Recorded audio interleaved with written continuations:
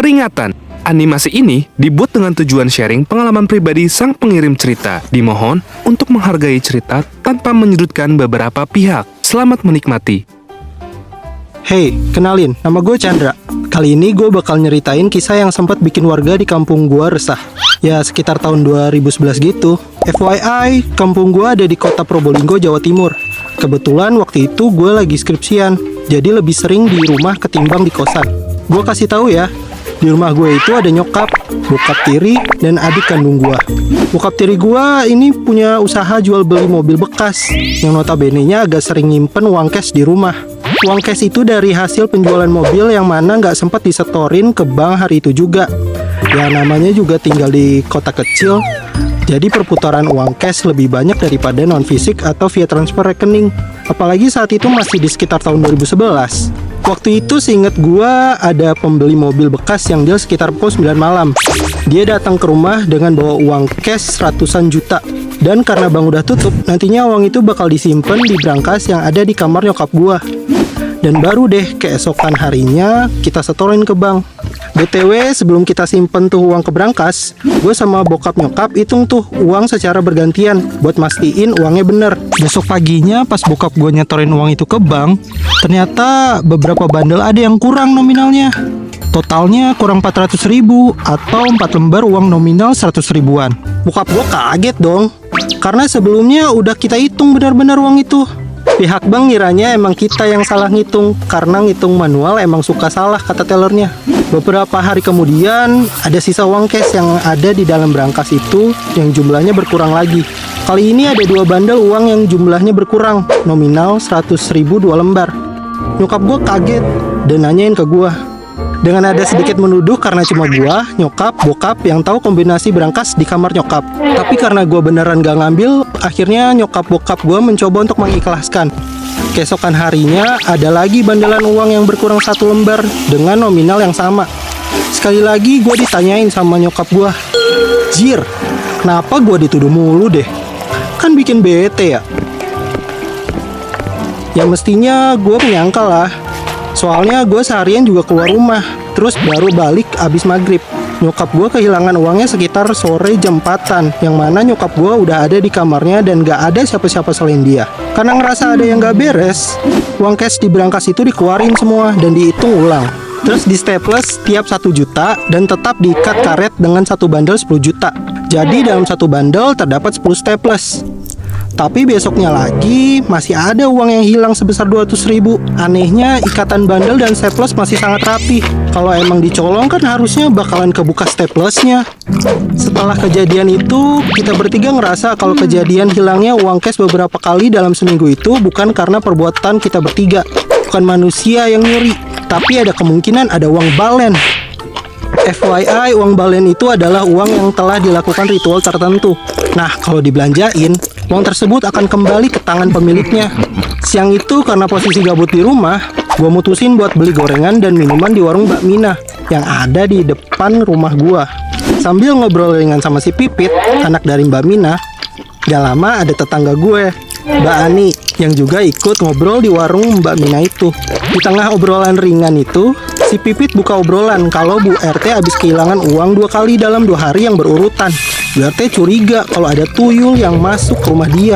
Habis Mbak Ani menanggapi obrolan Pipit itu dengan mengatakan bahwa 2 hari yang lalu suami Mbak Ani juga telah kehilangan uang 100 ribu.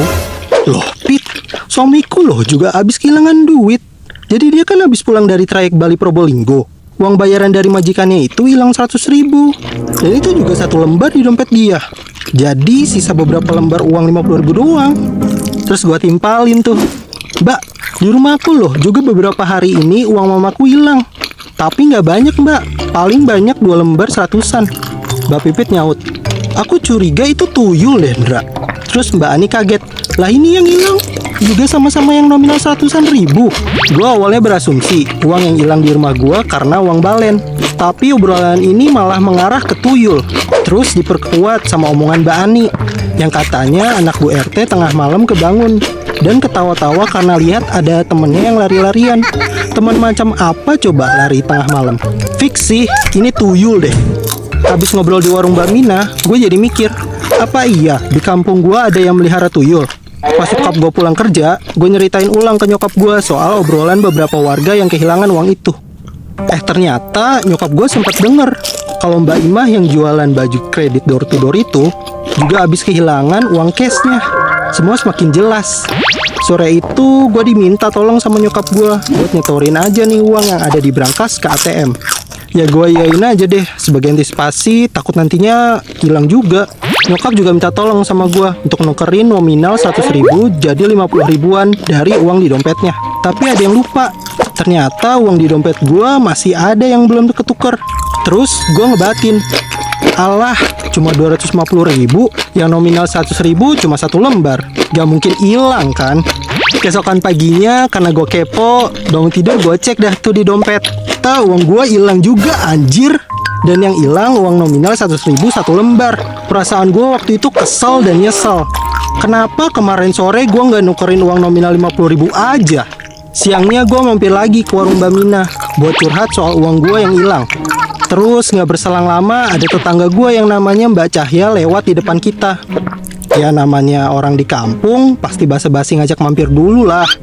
Mbak Cahya nolak dengan alasan uangnya udah habis buat beli susu, jadi gak mau mampir-mampir dulu. Terus kita mikir, boros amat susu anaknya, padahal belum ada umur setahun. Terus susunya kepake buat apa ya? Apalagi gue sempet curiga sama Mbak Cahya karena dia orangnya tertutup gitu. Tiap maghrib dia suka keluar rumah. Sorenya gue cerita ke nyokap soal obrolan tadi siang. Nyokap baru ingat kalau ibu dari Mbak Cahya itu dulunya pernah ikut pesugihan. Itu dikasih tahu sama yang bersangkutan langsung ke ibu-ibu di kampung sini. Buset dah, mama barbar ini mah. Pas dulu ibunya Mbak Cahya itu sampai kemana-mana mencari pesugihan. Salah satunya ke Gunung Lamong di Lumajang dan Gunung Kawi di Malang. Tapi hasilnya malah zonk dan nambah utang di mana-mana. Tapi itu dulu sih. Sedangkan sekarang rumah yang ditempati sama Mbak Cahya, suami dan ibunya udah bisa dibilang bagus banget buat standar orang kampung. FYI, Mbak Cahya itu cuma ibu rumah tangga. Ya kalau sekarang mah susah curiga, soalnya bisa jadi freelancer, jualan all shop. Lah ini, kan waktu tahun 2011. Apalagi di kota kecil kayak gini. Duit dari mana? Sedangkan maaf-maaf ya, tanpa ada maksud merendahkan, ibunya sekarang jualan di pasar. Suaminya buka bengkel motor yang emang sepi. Dan setiap maghrib, Mbak Cahya sama suaminya naik motor ngelewatin rumah gua. Nah, tapi ada yang aneh. Mbak Cahya kayak duduk jauhan sama suaminya. Kayak di antara keduanya ada space kosong yang lumayan luas gitu. Gua yang lihat sama nyokap gua ngerasa itu hal yang aneh. Mah, itu loh Mbak Cahya, kok boncengan jauh-jauhan ya? Jangan ngegibahin orang kamu. Biarin apa sih? Jawab nyokap gua. Akhirnya gua masuk ke dalam rumah buat sholat maghrib. Semenjak itu tiap mau maghrib, gua pantau dari dalam jendela rumah. Dan bener dong, mereka selalu lewat boncengan motor dengan posisi duduk yang berjauhan. Setelah beberapa hari kemudian, tepatnya kurang lebih pukul 3:30 pagi sebelum subuh, gua kebangun nih. Saat itu di luar kayak gerimis gitu. Di depan rumah gua ada saluran pembuangan air yang kalau hujan selalu penuh gitu. Karena pembuangan dari sawah belakang rumah. Terus sialnya gua keganggu sama suara mentok tetangga depan rumah. Nah kali ini kayak ada orang yang main-main sama mentok-mentok itu. Karena penasaran gua lihat lewat jendela kamar yang ke arah depan. Ternyata bener, ada anak kecil yang lagi main-main ngejar mentok itu. Awalnya gue nggak ngerasa ada yang aneh, mungkin karena gue juga masih baru bangun kali ya. Terus gak lama otak gue mulai bertanya-tanya, anak siapa yang main di luar rumah jam segini? Dan gue curiga kalau itu tuyul. Terus gue buru-buru ke kamar nyokap gue. Gue bangunin nyokap-bokap gue. Mah, bangun mah, ada tuyul di halaman depan. Bokap nyokap gue kaget dan langsung bangun. Terus ngikutin gue ke ruang tamu. Posisi kamar gue emang sebelahan sama ruang tamu. Terus kita bertiga mengintip dari jendela. Bocil itu lari ke sana kemari sambil mengejar mentok-mentok itu. Sesekali ketika berbalik arah, gue bisa lihat muka itu tuyul. Kepala tuh tuyul nggak semuanya botak, masih ada rambut di bagian depan. Wajahnya kayak orang dewasa. Tingginya juga nggak pendek-pendek banget. Bola matanya warna hitam. Di bawah lingkar matanya juga cenderung gelap. Terus gigi taringnya kelihatan lumayan panjang. Pokoknya beda sama manusia pada umumnya. Daun telinganya juga kelihatan sedikit meruncing di ujung atasnya. Nah, si tuyul itu nggak pakai baju atasan. Cuma pakai celana pendek lusuh yang terlihat menggembul. Sekilas emang kayak pakai popok pampers anak. Badan gue auto merinding disco. Gak lama ternyata tuyul itu sadar kalau kita lagi ngawasin. Terus dia buru-buru pergi dan coba buat ngilangin jejaknya. Gue sama bokap coba cari jejak kemana arah tuyul itu kabur. Dan kita dapat jejak bekas lumpur yang masih basah itu mengarah ke pintu masuk rumah yang tak lain adalah rumah Mbak Cahya. Jejak kaki bekas lumpur itu berukuran lebih kecil daripada ukuran orang dewasa. Dari situ kita langsung menarik kesimpulan kalau memang yang digebahin orang-orang kampung itu benar adanya. Akhirnya kita mulai antisipasi dengan gak nyimpen uang nominal 100.000 di dalam rumah, alias uang yang berwarna merah. Beberapa hari lalu gue udah gak dengar kabar soal uang hilang dari warga sekitar. Tapi ada yang lebih mengerikan.